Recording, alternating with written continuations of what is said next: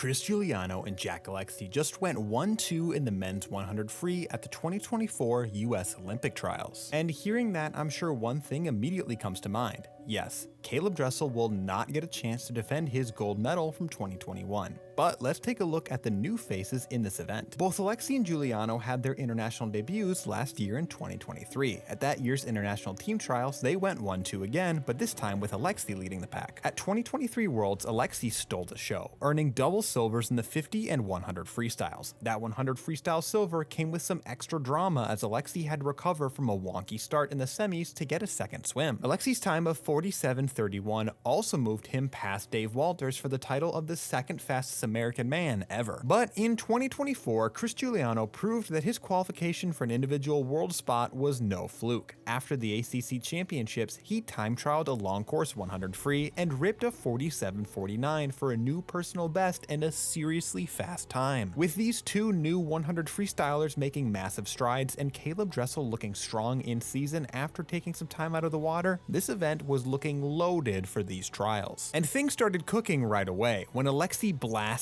a 47.08 in prelims of the event. That is a new US Open record that breaks the tie of 47.39 from Dressel and Ryan Held. Then later that night in the semifinals, it was Guiliano's turn to play. In the first semifinal, he threw down a 47.25 to actually take the top seed ahead of Alexy, who was a touch slower in semis. And just like that, the stage was set for the final, and it was going to be fast. It took a 48.11 to just make it back for the finals. That is some serious speed. And right in the middle of the pool were the favorites for the individual spots: Guiliano, Alexy, and Dressel. But there are three of them and only two spots. Dressel got off to a quick start, but it was Guiliano and Alexy flipping first to the 50, both dead even in 22.51. But it was Guiliano with the faster second 50 that let him surge to the wall first in a 47.38. Alexy was just behind in a 47.47, and Dressel in third with 47.53. Armstrong, who has already qualified for the team in the 100 back, grabbed the fourth spot in a 47.78. That is a very fast final, and if you don't believe me, listen to Dressel's reaction to reading the scoreboard in real time.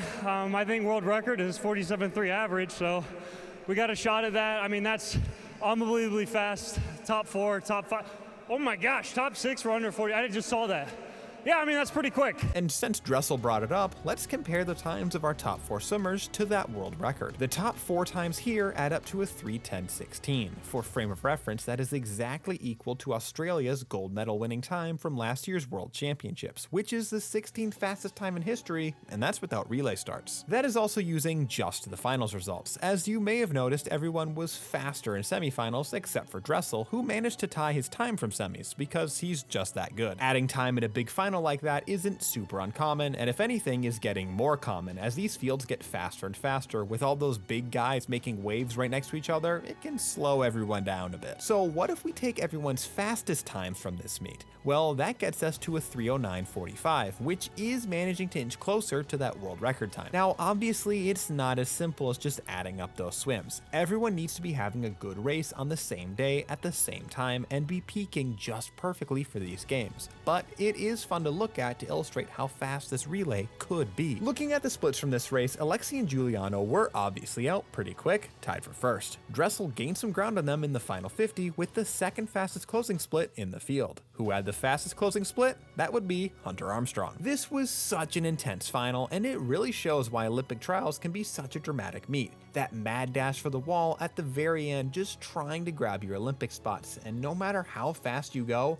only the top two get the individual swims. The 100 freestyle has always been the diciest of Dressel's primary events. We'll still get to see him in the 100 fly and 50 free later in the meet. What do you think he'll do there? Let me know down below.